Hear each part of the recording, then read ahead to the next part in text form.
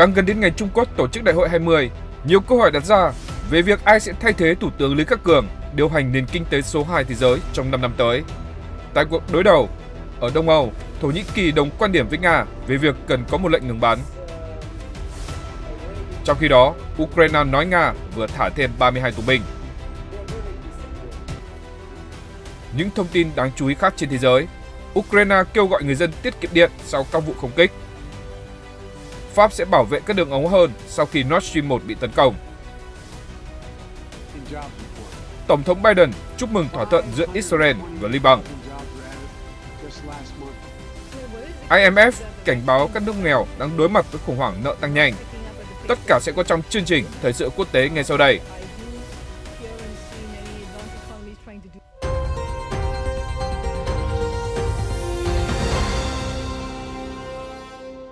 Chào mừng quý vị đến với chương trình Thời sự quốc tế hôm nay. Sau đây là những thông tin chi tiết. Hãng truyền thông Singapore đưa tin, càng gần đến thời gian Trung Quốc tổ chức đại hội lần thứ 20 vào ngày 16 tháng 10 tới, giới chuyên môn trong và ngoài nước càng đặt nhiều sự chú ý vào việc ai sẽ trở thành thủ tướng tiếp theo của đất nước tỷ dân. Theo một số chuyên gia, ông Uông Dương, Ủy viên Thường vụ Bộ Chính trị, Chủ tịch Hội nghị Hiệp thương Chính trị Nhân dân Trung Hoa đang là ứng viên hàng đầu. Ông là người được cho là ủng hộ các xu thế kinh tế tự do, giống với đương nhiệm Thủ tướng Lý Khắc Cường. Trong thời gian làm bí thư ở tỉnh Quảng Đông, khu vực giáp ranh với Hồng Kông, ông Uông đã ghi dấu ấn của mình bằng cách thúc đẩy nâng cấp các ngành công nghiệp sản xuất, du lịch và quảng bá chính sách hòa nhập xã hội. Trong một cuộc ẩu đả tranh giành đất đai ở làng Wuhan vào cuối năm 2011, ông Uông đã cách chức các quan chức tham nhũng và cho phép các nhà lãnh đạo cuộc biểu tình tranh cử ở những cuộc bầu cử cấp cơ sở vào mùa xuân năm sau. Động thái dứt khoát của ông đã nhận được sự khen ngợi của nhiều người theo dõi tình hình. Ông Uông năm nay 67 tuổi, hiện được xem là ứng viên hàng đầu kế nhiệm Thủ tướng Lý Khắc Cường để lãnh đạo nền kinh tế lớn thứ hai thế giới vào tháng 3 năm sau. Theo tiểu sử, ông Uông là một người tự lập, từng làm việc tại một nhà máy thực phẩm ở tuổi thiếu niên để nuôi mẹ và gia đình. Ông vươn lên từ từ và được lãnh đạo Đặng Tiểu Bình khen ngợi, sau này có quan hệ tốt với cựu chủ tịch Hồ Cẩm Đào. Theo một số người từng tiếp xúc, ông Uông là người tự tin và cuốn hút. Ông để tóc xám thay vì nhuộm đen như các lãnh đạo khác. Trong một buổi họp mặt thân thiết với các nhà báo ở Quảng Châu cách đây hơn một thập kỷ, ông đã đưa ra những phát biểu không cần văn bản và mang tính hài hước về nhiều chủ đề. Đây là phong cách trái ngược với sự cứng rắn thường thấy ở những lãnh đạo cao nhất. Trong cuộc gặp với Bộ trưởng Tài chính Mỹ George Lu năm 2013, ông Uông đã nói đùa về hôn nhân đồng tính và cho biết hai nước có mối quan hệ ngày càng chặt chẽ, không thể ly hôn, giống như ông trùm truyền thông Robert Murdoch và vợ. Người vợ khi đó của ông Murdoch là bà Wendy, sinh ra tại Trung Quốc. Ông Willy Lam, một chuyên gia về Trung Quốc tại Đại học Hồng Kông nói rằng, không nghi ngờ gì, ông Uông là một trong những người có quan điểm tự do và cởi mở nhất. Năm 2012, ông Uông được bổ nhiệm làm Phó Thủ tướng, giám sát quan hệ kinh tế đối ngoại của Trung Quốc, trong đó có quan hệ Mỹ-Trung. Năm 2017, ông được bầu vào Thường vụ Bộ Chính trị, cơ quan quyền lực cao nhất của Đảng, và đứng vị trí thứ 4 trong danh sách. Ông cũng giữ chức Chủ tịch Hội nghị Hiệp thương Chính trị Nhân dân Trung Hoa, một cơ quan cố vấn về chính trị giống như Mặt trận Tổ quốc.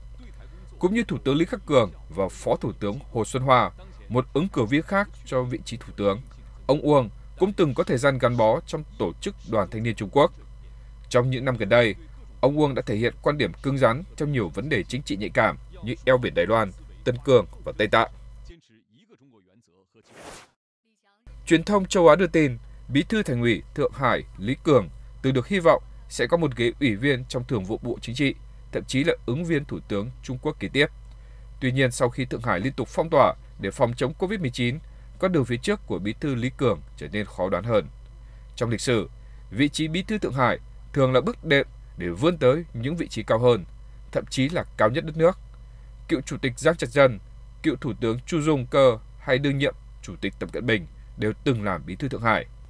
Đó là lý do, càng gần đến ngày 16 tháng 10, khi Đại hội 20 khai mạc, những câu hỏi xung quanh Bí thư Lý Cường lại xuất hiện nhiều hơn trên báo chí. Chủ tịch Tập Cận Bình được cho là sẽ tiếp tục nhiệm kỳ 3. Do vậy, ai sẽ trở thành Ủy viên Thường bộ Chính trị khóa kế tiếp, trong đó có Bí thư Thượng Hải Lý Cường hay không, hiện đang được nhiều người quan tâm. Trong thời gian Covid-19 hoàn thành, nhiều quan chức ở địa phương của Trung Quốc đã bị cách chức hoặc kỷ luật do lơ là phòng dịch hoặc không ngăn được các vụ bùng phát. Được biết, ông Lý Cường năm nay 63 tuổi, người Chiết Giang. Giai đoạn năm 2004-2007, ông từng là thư ký của Bí thư Tỉnh ủy Chiết Giang khi đó là Chủ tịch Tập Cận Bình. Năm 2015, ông Lý Cường đã tháp tùng Chủ tịch Tập Cận Bình đến thăm Hoa Kỳ để gặp Tổng thống Barack Obama tại Seattle. Ông đã có bài phát biểu kêu gọi sự hợp tác mạnh mẽ hơn nữa giữa các doanh nghiệp Hoa Kỳ và tỉnh Chiết Giang. Trong thời gian Thượng Hải phong tỏa, ông Lý Cường đã liên tục xuất hiện trên các phương tiện truyền thông để đôn đốc thực hiện chính sách phòng chống Covid-19. Một số doanh nhân Thượng Hải nói rằng họ ấn tượng với cách tiếp cận vấn đề hiệu quả của Bí thư Lý Cường. Một doanh nhân thậm chí còn bất ngờ khi ông Lý Cường trả lời thư, mong muốn được giúp đỡ trong hoàn cảnh khó khăn. Chủ doanh nghiệp này nói tiếp, ông ấy đã tham gia giải quyết rắc rối cùng chúng tôi trong thời kỳ đại dịch, tháo gỡ các trở ngại pháp lý không cần thiết, mặc dù chúng tôi chỉ là một công ty tư nhân nhỏ.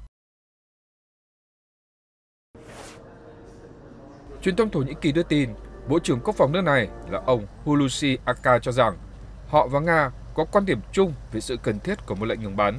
Sau cuộc điện đàm với người đồng cấp Nga Sergei Shoigu, ông Akar nhấn mạnh tầm quan trọng của một lệnh ngừng bắn ngay lập tức để ngăn chặn thiệt hại về nhân mạng và thiết lập hòa bình, ổn định trong khu vực.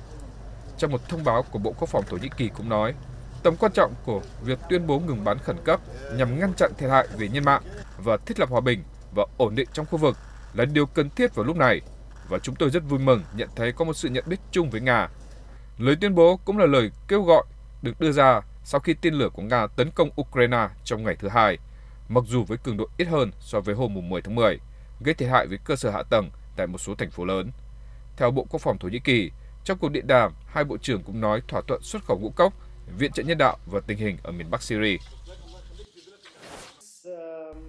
Truyền thông Ukraine dẫn lời một quan chức cấp cao nước này cho biết họ mới tiếp nhận 32 tù nhân chiến tranh được phía Nga trao trả. Ông Andriy Yermak, Chánh văn phòng Tổng thống Ukraine viết trên Telegram rằng trong số những người được thả có sĩ quan, lính chuyên nghiệp và lính nghĩa vụ của lực lượng vũ trang Ukraine. Tất cả họ được trao trả ở khu vực đang diễn ra chiến sự khốc liệt. Nhiều người trong số họ được liệt vào danh sách mất tích. Ngoài ra, phía Nga cũng trao trả thi thể của công dân Israel tên Dmitry Fianka, một người tình nguyện đánh thuê ở Ukraine. Ông Yermak không cho biết phía Ukraine đã thả bao nhiêu tù nhân Nga để đổi lại. Theo các chuyên gia, việc trao đổi tù binh là một trong những hợp tác hiếm hoi giữa Nga và Ukraine trong thời gian qua. Hiện nay, cuộc xung đột vẫn diễn biến phức tạp và khó lường, nhất là tại chiến trường Biển Đông. Các cánh cửa ngoại giao hiện tại đều bị đóng chặt. Những tín hiệu để có thể kết thúc cuộc chiến hiện nay vẫn hết sức mù mờ. Truyền thông Ukraine đưa tin, chính phủ nước này hôm thứ Ba ngày 11 tháng 10 kêu gọi người dân không sử dụng các thiết bị gia dụng như lò nướng và máy giặt để tiết kiệm điện khi hàng triệu người phải đối mặt với tình trạng thiếu hụt sau cuộc tấn công của Nga vào ngày 10 tháng 10. Nhà chức trách đang cố gắng sửa chữa những thiệt hại sau khi tên lửa được bắn vào một số cơ sở năng lượng, gây ra tình trạng mất điện trên diện rộng và khiến Ukraine thông báo ngừng xuất khẩu điện. Khu vực thủ đô Kiev bắt đầu cắt điện để tiết kiệm, nhưng việc sửa chữa lưới điện ở thành phố Lviv phía Tây đã bị cản trở bởi một cuộc tấn công tên lửa mới, khiến 30% dân số không có điện. Chính phủ cho biết cư dân của 300 khu định cư ở vùng Kiev và một số tương tự ở vùng Lviv thức dậy vào thứ Ba ngày 11 tháng 10 và nhận thấy họ không có điện. Hơn 200 khu định cư ở khu vực Đông Bắc Sumy và hơn 100 khu định cư ở vùng Ternopil, miền Tây Ukraine cũng không có điện. Tuy nhiên, Thủ tướng Denis Mihal cho biết người dân Ukraine tự nguyện cắt giảm mức tiêu thụ điện trung bình 10% vào thứ Hai hôm 10 tháng 10, đồng thời kêu gọi họ hạn chế sử dụng điện từ 5 giờ chiều thứ Ba ngày 11 tháng 10. Ông viết trên Twitter, chúng tôi đang đoàn kết và sẽ giữ vững lập trường, vui lòng không bật các thiết bị sử dụng nhiều năng lượng như bếp điện, ấm điện, dụng cụ điện, lò sưởi, máy điều hòa nhiệt độ, lò nướng, bàn là, lò vi sóng, máy pha cà phê, máy giặt và máy rửa bát. Nga phủ nhận việc nhắm mục tiêu vào dân thường kể từ khi cuộc xung đột bắt đầu vào tháng 2 năm nay. Theo chính quyền Ukraine, nước này đã chuẩn bị cho một mùa đông khắc nghiệt, với việc nhà máy điện hạt nhân Zaporizhzhia, nơi cung cấp khoảng 1/5 lượng điện cho cả nước, đang trong tình trạng ngừng hoạt động. Tại Lviv, thống đốc khu vực Maxim Kozitsky cho biết 4 trạm biến áp địa phương hiện đang ngừng hoạt động và sẽ mất nhiều tháng để xây dựng lại. 2 trong số này đã bị trúng tên lửa. Ông nói tiếp, đây là những thiết bị phức tạp, máy biến áp mà chúng tôi không có. Truyền thông Pháp đưa tin, nước này kỳ vọng trong những tháng tới sẽ có máy bay không người lái và robot dưới biển sâu, như một phần của chương trình quân sự nhằm chống lại các mối đe dọa tấn công vào cơ sở hạ tầng viễn thông dưới biển. Vụ phá hoại đường ống dẫn khí Nord Stream ở biển Baltic vào tháng trước đã khiến các quốc gia phải nỗ lực để bảo vệ tốt hơn cơ sở hạ tầng năng lượng và viễn thông dưới đáy biển của mình, thường sâu từ 3.000 đến 6.000 mét. Chỉ có Hoa Kỳ, Nga và quân đội Trung Quốc có phương tiện tự hành dưới nước và phương tiện điều khiển từ xa, gồm máy bay không người lái hoặc robot, có thể đạt độ sâu như vậy, mặc dù các công ty tư nhân cũng vận hành công nghệ tương tự. Một quan chức quân đội Pháp giấu tên nói với báo chí rằng vấn đề chiến lược thực sự là độ sâu lên tới 6.000 mét vẫn chưa được bảo vệ hoàn toàn. Bộ Quốc phòng Pháp cũng cho biết an ninh cáp dưới nước là mối quan tâm lâu dài của quốc gia. Theo các chuyên gia, Pháp có diện tích hàng hải lớn thứ hai trên thế giới, nhưng chỉ có 2 robot có thể lặn sâu đến 2.000 mét. Điều đó khiến cơ sở hạ tầng thông tin liên lạc của họ bao gồm 50 hệ thống dây cáp, trong đó có những đường dây phục vụ các vùng lãnh thổ nước ngoài, có nguy cơ bị tấn công lại, tai nạn và trộm cắp. Tại hội nghị thượng đỉnh ở Praha vào tuần trước, các nhà lãnh đạo châu Âu đã nhất trí về sự cần thiết phải tăng cường bảo vệ các cơ sở hạ tầng dưới ngầm nhạy cảm.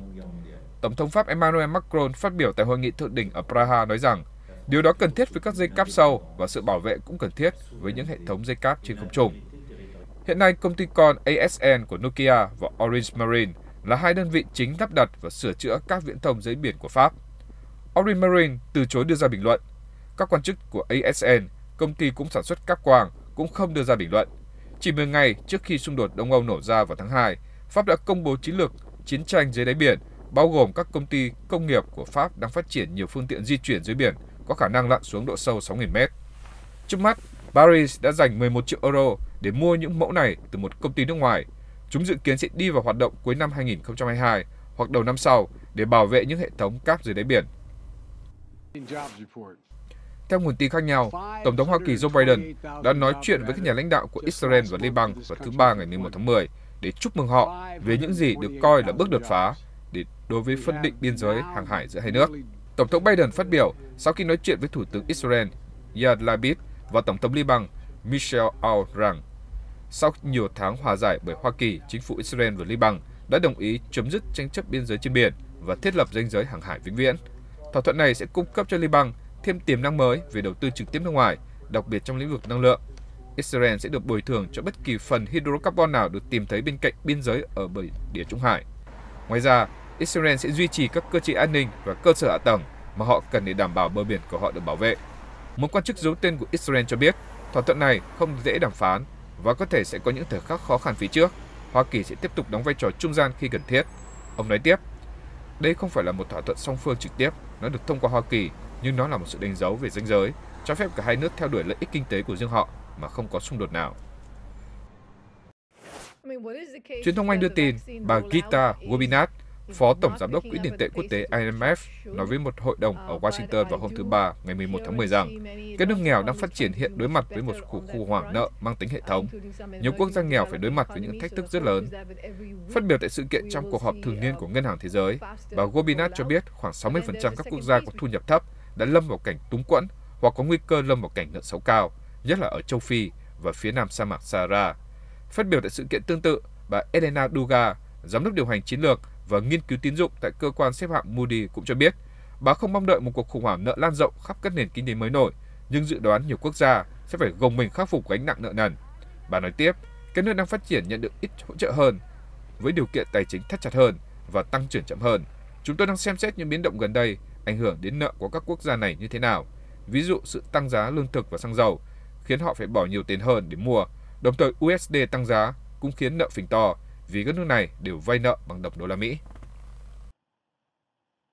Chương trình thời sự quốc tế của chúng tôi đến đây là kết thúc. Chân thành cảm ơn quý vị đã quan tâm theo dõi. Tạm biệt và hẹn gặp lại các bạn trong những chương trình sau.